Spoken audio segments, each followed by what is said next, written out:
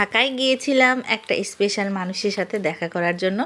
Special মানুষটাকে ফুল ভিডিওটা দেখতে থাকুন, তাহলেই জানতে পারবেন এবং বুঝতেও পারবেন। আমরা যেহেতু অনেক বছর পর ঢাকায় গিয়েছি, সেরকম ঢাকার কিছুই চিনি না। আর এ হচ্ছে ঢাকার স্থানীয়, মানে আপনাদের ভাইয়ার অনলাইনের পরিচিত একটি ছোট ভাই। ও আমাদের সাথে প্রায় অনেক বছর থেকে অনলাইনে একসাথে আছে, মানে কথা বলা হয়, যোগাযোগ আছে, কিন্তু কেউ কাউকে সামনাসামনি দেখেনি। আর আপনার ভাইয়ের সাথে এত ভালো সম্পর্ক, ও আমাদের সাথে দেখা করার জন্য এখানে চলে এসেছে, আর আমরাও ওর সাথে দেখা করার জন্য এখানে চলে এসেছি।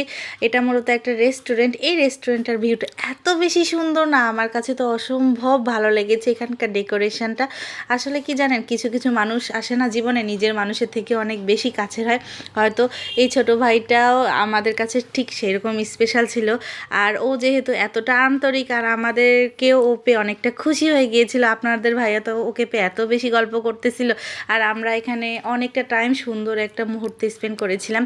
আর আমার ছেলে তো ওকে পেয়ে এত বেশি জ্বালাচ্ছিল, আসলে আমার ছেলে কোথাও গেলে তো একটুও স্থির থাকে না, এত বেশি দুষ্টামি করে। আর ওর আঙ্কেলকে পেয়ে একটু বেশি দুষ্টু হয়ে গিয়েছিল সেদিন। যাই হোক, আলহামদুলিল্লাহ সুন্দর একটি সময় পার করেছিলাম। আর এই যে বলতে বলতে আমাদের খাবারও চলে এসেছে। আমরা কিন্তু পিৎজা অর্ডার করেছিলাম, তার সাথে কি খাবার আছে দেখতে থাকুন, তাহলেই জানতে পারবেন। এই পিৎজাটা কিন্তু চিজ একদমই কম দেওয়া ছিল, আমি কিন্তু চিজ বেশি করে দিতে বলেছিলাম, আর অর্ডারও করেছিলাম চিজ পিৎজা। তবে কেন জানি না পিৎজাতে চিজের পরিমাণ অনেক কম ছিল। আর আমার ছেলে তো এখানে সস খাওয়ানো এত বেশি ব্যস্ত, এই দেখুন ওর তো সস খাওয়া দেখে আমার হাসি পাচ্ছিল, আর আমি পিৎজাটাকে একটু ভালোভাবে পরিদর্শন করতেছিলাম। আর এই দেখুন আমার খাওয়ার অবস্থা, মানে আমি পিৎজাটা একদম নিয়ে নিলাম আমার হাতে। আর পিৎজাটা কিন্তু খেতে ভালো ছিল। আমার কাছে স্ট্রিট ফুডের যে পিৎজাগুলো, সেটা অনেক বেশি মজা লাগে। আসলে 700-800 টাকা দিয়ে এত দাম দিয়ে পিৎজা খাওয়া আমার কাছে বিলাসিতা ছাড়া কিছুই মনে হয় না।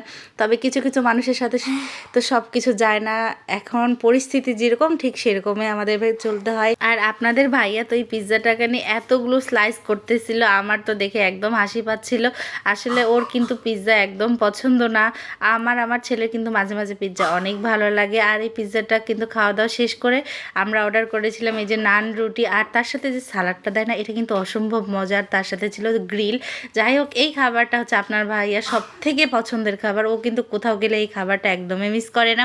আর আমরা কিন্তু আলহামদুলিল্লাহ সবগুলো খাবারে অনেক মজা করে খেয়েছি। সো আজকের মতো এখানে, নেক্সট টাইম দেখা হবে ইনশাল্লাহ।